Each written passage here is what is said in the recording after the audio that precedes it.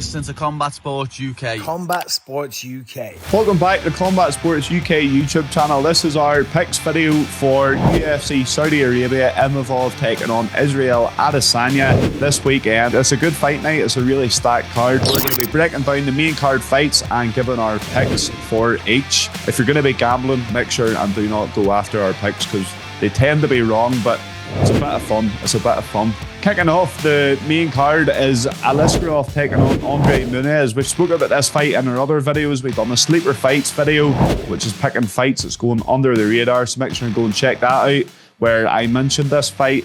And we also done a bonus predictions where we talk about the fight of the night and the performance of the night. I'll let you kick us off with your pick first, Dan. I think, unfortunately, I am going to go the same way as you. I think Aliskerov gets back to winning ways here, and I think he does it in great fashion. Now, that performance against Robert Whittaker, if you can call it much of a performance, I think it was much of 30 seconds or so. So, it's not much action, in the past sort of 6 months or so for Aliskerov.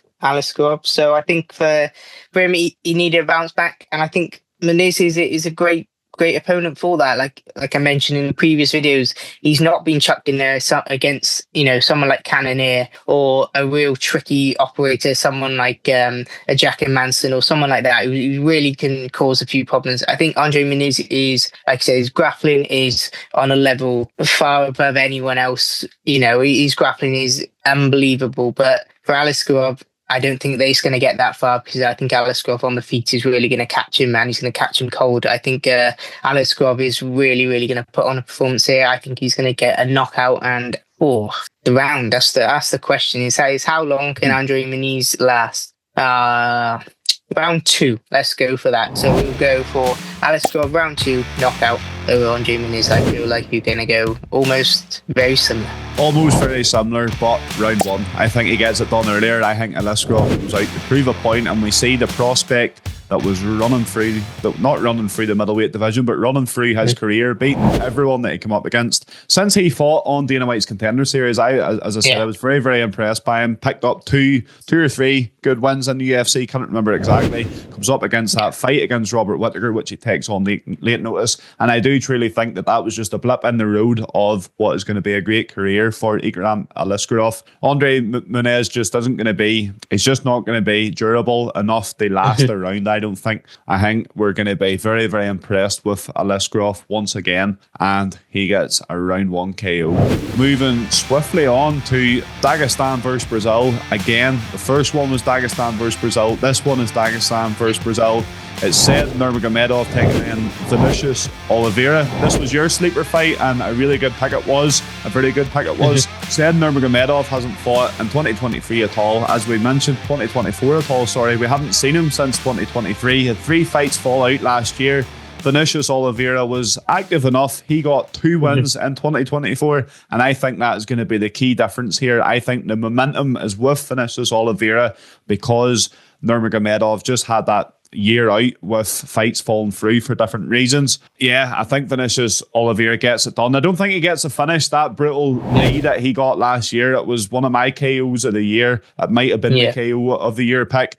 I don't think he gets a finish like that. I think Nurmagomedov will be able to make a really good fight of this, but I think Oliveira gets the nod and maybe a split decision win. I think it's going to be tight, but I think maybe 2 rounds they won. One judge might even give it the other way, but I think we're going to see a great mix of grappling, striking, and all aspects of MMA in this fight. So Vinicius Oliveira doesn't win for me. Yeah, I think Vinicius Oliveira really, really did impress me last year, and this is the biggest name that he can get on his resume to date. And I think Sergei Pavlovich, again, I do agree with you. I think that year out of inactivity is unfortunately going to be his downfall in this fight. It was difficult for him to get matchups, but again, that year out isn't going to benefit him at all, especially when you're coming up against someone with momentum, and Oliveira has got heaps of it. Like you said, those 2 wins last year, Sopaj knockout is, I think it was my pick of the knockout of the year as well. It was really, really special. I think the striking differential is really where Oliveira is going to win this fight. But again, I like you. do think it's going to get to a decision. I think Saeed's going to be able to have some good moments, but again, I think it's going to be moments, whereas I think Oliveira is going to have stretches in the fight where he is teeing off on him, where he's controlling around for 4 minutes or so in the striking department, and grappling is there only for a minute or so for Saeed. That's not going to be enough to win in the rounds. I agree with you. I think it is going to be tight. We may see a dodgy judge, but hey, look, I'm not one to say that now. But I think Oliveira gets it done. I do agree with you. Sort of a split decision. Maybe should have been unanimous, but we get a dodgy judge. Dodgy judges in that part of the world. What are you on about, Dan? Is that a thing? Dodgy judges are in every part of the world. I'm not saying anything. Moving on to the heavyweight fight, I don't think this one's going to last long. Pavlovich taking on Rozenstruik. You take us away with your pick first. When this matchup got announced, my mouth was like salivating. It's such an excellent striking matchup in the heavyweight division. I think Rozenstruik and Pavlovich by far are up there in the top 5 strikers in the whole division. So I think for Rozenstruik, he needs to be hoping that Pavlovich is just on his way down the hill. Like I said, two losses back to back. The Aspinall performance, like I said, he gets caught a minute in. It's Tom Aspinall. It's your future heavyweight goat. Volkov, that was a bit concerning to see. I didn't see Pavlovich being that flat. And I think it put a lot of fans off where it comes to Pavlovich going forward, because it wasn't a case where Pavlovich was really cracking Volkov in big moments. It did look like Volkov was in control from minute one. Off, wasn't it? Exactly. It was a different side it was a side we hadn't seen of Pavlovich. Usually he can't find them big moments. And even in the Tom Aspinall fight as well, if that fight was to go on, I would have been pretty confident that Pavlovich would have found a moment where he does land on Tom Aspinall's chin, but maybe it was the Volkov or their former training partners. Volkov maybe, they've sparred 100 times before. Volkov maybe just knew, but... Exactly, yeah. Now, Rozenstruik has had a on and off career in the UFC. Like I said, I think we all remember him coming into the division and really, really performing well. You see that Junior Dos Santos win. You saw him split Alistair over his face in half. We see all those bits. So I think for Rozenstruik, he had a real bit of momentum, and then he ran into a certain Francis Ngannou, and 20 seconds later, we all sort of forget the name Jairzinho Rozenstruik. But this is a chance for him to remind people who he is, and remind people that they should listen to Jairzinho Rozenstruik. And that's why I'm going to pick the underdog, Jairzinho Rozenstruik, to knock out Sergei Pavlovich in the very first round. Now, the confidence level on this pick is not 100%. But, I'll back Biggie Boy. This is not financial advice. I'll give that. It's not financial advice, but Biggie Boy round 1 KO. Let's go. Heard it from Dan first, but I disagree. I'm going to go the other way. I think Pavlovich round 1 KO. He's lost 2 in a row. He's lost 2 in a row, as you said. He was very, very frustrated after the Volkov fight. He's got a point to prove. He knows that Volkov fight turned a lot of eyes away from him, took a lot of his aura away, as we would say in this day and age. But I think he's going to get that aura back. I think he's going to get that touch of death that we've seen him have before Tom Aspinall took it away from him. I think he's going to get that back, and I think he is going to knock out Rozenstruik in the first round. Rozenstruik's going to be coming forward as he does, and Pavlovich is just going to maybe duck overhand right or something and just catch him coming in and knock him out cold. It's only going to last 1 round. These 2 fighters have had 23 fights in the UFC between them and seen the scorecards 3 times. This one ain't going the distance, folks. Looking forward to it. Kiss of death, that is. Kiss of death, that is. There we are. 15 minutes later, a snooze fest. Crying your eyes out. I know. At least it won't be 5 a.m. in the morning. It'll be quite. Yeah. We can move on quickly. It's happened to us before. We say it's going to last seconds and it ends up lasting 15 minutes. But I know. First cross, we get a big knockout. Moving on then to one of the more exciting fights. I picked this for my fight of the night. It's probably the most obvious one we picked for fight of the night. It's 2 of the most exciting strikers the world division has to offer. Michael Venom Page taking on Magomed Sharabullet. This is going to be a good one. UK man MVP getting the enemy territory out there. Bullet is loved in this part of the country. I think it's the only place he can really fight in, because he won't get passed from the commission in the US because he's only got 1 eye. He mustn't know all the wee tricks of the trade the way Michael Bisping did. But I think this one will go to distance. I think it's going to be a bit of a point scoring match, but an interesting one. I don't think any of them's really going to knock each other out, but I do think it'll be a good back and forth. Some really nice, slick, sexy strikes landed from both of them. As I said, very, very exciting strikers. I really hope none of them, well, if one of them is going to grapple, it probably will be Sharabullet. I've not been impressed with his grappling before, but he's still from Russia, although he'd spent most of his time training in Thailand. I think that's where he gets the kind of Muay Thai style from, but he's still got that Russian blood in him. I think he still spends time out there. He's still going to have a bit of that grappling, although it's not to the level of most Dagestanis and Russians. He might want to mix some of it in against Michael Venom Page, but on the other hand, they might both look at this and think that this fight has been put together because of their striking. This hasn't been put together because they're two good all-round fighters. The fans want to see this fight because it's going to be an all-round striking war, showing, double spinning back fist from Shara Bullet, maybe flying knees from MVP. Who knows what these guys are going to roll out.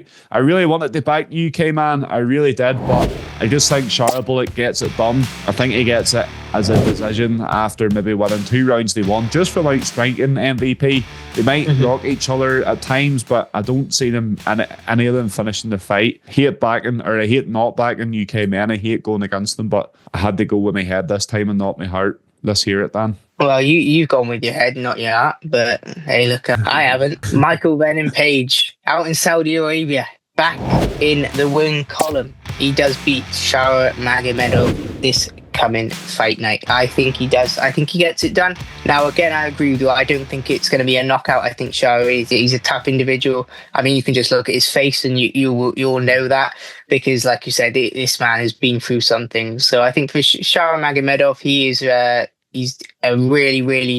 been put here to put on a show, just like MVP has. I completely agree with you. These men have not been thrown here to have a nice technical all-round grappling affair. This is going to be one of the elite striking matchups this year, hopefully. Now, I'm hoping for Shara gets knocked down, MVP gets knocked down, a real back and forth fight that I think you've got it billed to be on your fight of the night picks. So I'm hoping it's going to be something like that. Now, for MVP, like I said, it's a case of point scoring. It's a case of winning those points on the judges' scorecards, because I don't think he's going to be able to get Shara Magomedov out of there. But for MVP, like I said, if that flying knee, that spinning head kick lands on anyone, by all means, it's going to test someone's chin. So I think MVP's really got a chance of getting another viral moment that he needs to have in the UFC that he hasn't yet brought across. Like I said, that win over Kevin Holland was an excellent win, but again, decision. The Ian Gary fight was one that let's not talk about. We'll move past that one. But again, from then on, I think MVP is a real chance to have an excellent striking match,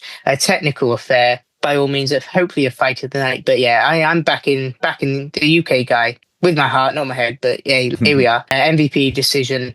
Again, split decision, I'll say, on this one, because again, we might have some close rounds, I think, in this one. Someone's got to back the UK, man. We're Combat Sports UK. We always say we're not biased, but we back the UK fighters. Exactly.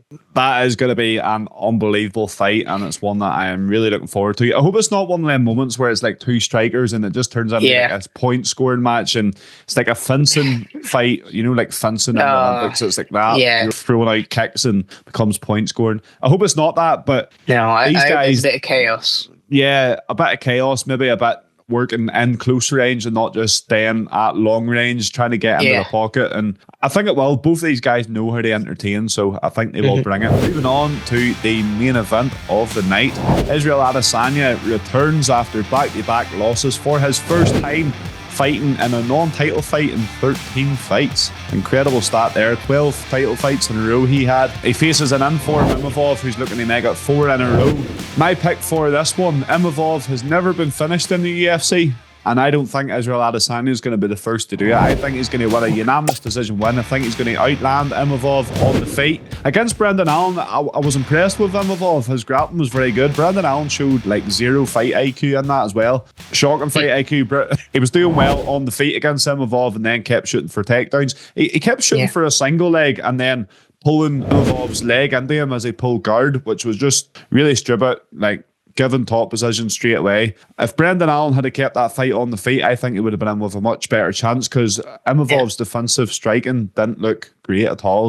And I think Adesanya's going to pick holes in it. I think he's going to pick them off. When I want to say a clean sweep, I think it might be a clean sweep, maybe 5 rounds, 4 rounds anyway. I think he's just going to be too good. I think we'll see the Israel Adesanya bowl, because similar to what I was saying about Pavlovich, Adesanya's got a point to prove here. The fact that this isn't a title fight, I think it will play into Israel Adesanya. It's going a bit more under the radar in comparison to most of his other fights. You know, he's one of the UFC superstars of our generation. That middleweight run that he went on was unbelievable, and I think we see him bounce back here against an in-form Imavov, and he gets a unanimous decision win. Let's hear it. And very nice. Like I said, I do agree. I think Adesanya, this is a point to prove now. Like I said, those 2 defeats, like I said, that's Strickland won. Everyone said, "Oh, it was an off night." You know, it wasn't the real Adesanya. That Dricus Duplessis fight, Adesanya was there. Like I said, he was there. I think he was winning that fight up until it was a much better he performance. lost it, and it was a much better performance by him. And like I said, that showed me that the best striker the middleweight division has ever seen, alongside Anderson Silva, is still in there. And I think he comes out in Saudi Arabia. I think this is going to be a real great performance for him. Now, Imavov is going to be that guy that if it gets to grappling, we're going to be looking at Adesanya really scrambling and getting back to his feet, because he can't be in the grappling exchanges with someone like Imavov, who's got such a quality game there. Now, like I said, I agree with you. I think someone like Brendan Allen did test Imavov, but again, the fight IQ then allowed Imavov back into the fight. Eugene Behrman is not a stupid man. Like, he's a very intelligent man. He's an excellent coach, one of the best the sport's seen. So I think he's going to devise an excellent game plan. I think Israel will follow it to a T, and I'm hoping, again, I'm going to go all in. I'm hoping we're going to see, reminiscing back to Paulo Costa, Israel Adesanya. I'm hoping we're seeing one of those where prime Israel Adesanya, just a striking masterclass. That's what I'm hoping for. I think he's going to pick him up in round 1. I think he's going to soften him up in round 2, and I think the job gets done in the very 3rd round. I think that's it. Israel Adesanya knocks out Nassourdine Imavov. I'm not going to say stone cold. He TKO, a little follow up on the ground, but I think I think he gets it done round 3, and that's Adesanya back in the win column, and we give him another title fight because he's back in the win column. So let's do that.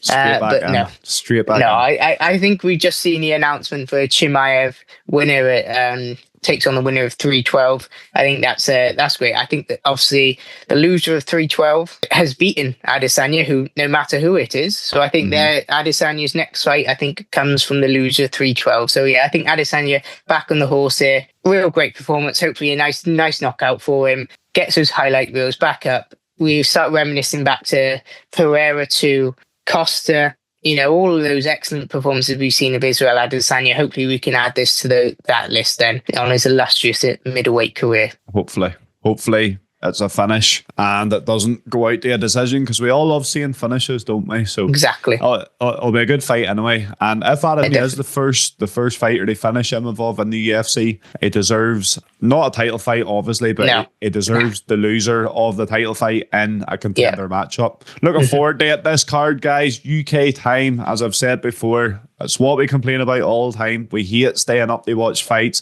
We don't have to stay up to watch these fights. So make sure and tune in to UFC Saudi Arabia, and also tune in to our other videos where we give you a sleeper fight and we give our bonus predictions in a different video, which is looking at the performance of the night and fight of the night and our predictions for that. Make sure and follow us on TikTok, Instagram, Facebook and Twitter, all the social medias. Follow Combat Sports UK for all your latest MMA news and gossip. Thank you very much for tuning in, and we will see you in the next video.